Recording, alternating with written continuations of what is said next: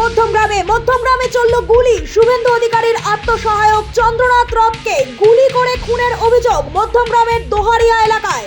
BJP নেতৃত্ব শুভেন্দু অধিকারীর আত্মসহায়ক পিয়ের গায়ে গুলি লাগে। বাইকে করে এসে দুই দুষ্কৃতী গুলি করে পালায় বলে অভিযোগ। চন্দ্রনাথের পাশাপাশি গুরুতর জখম হন গাড়ির চালকও। অভিযোগ, বাইকে করে এসে মাথায় গুলি করা হয় তাদের। মধ্যমগ্রাম চৌমাথা ভিভাসিটির নার্সিং হোমে আশঙ্কাজনক অবস্থায় ভর্তি করা হয় তাদের। ইতিমধ্যেই বিজেপির সকল জয়ী প্রার্থীরা উপস্থিত হন। জাতীয় সড়কের পাশেই স্করপিও গাড়ির ওপর এহেন দুর্বৃত্তরা হামলা চালায়। রক্তাক্ত অবস্থায় দুজনকে হাসপাতালে ঢোকানো হলেও কিন্তু শেষ রক্ষা আর হয়নি। চিকিৎসকেরা দেহ হাতে পেতেই শুভেন্দু অধিকারীর আত্মসহায়ককে মৃত বলে ঘোষণা করে।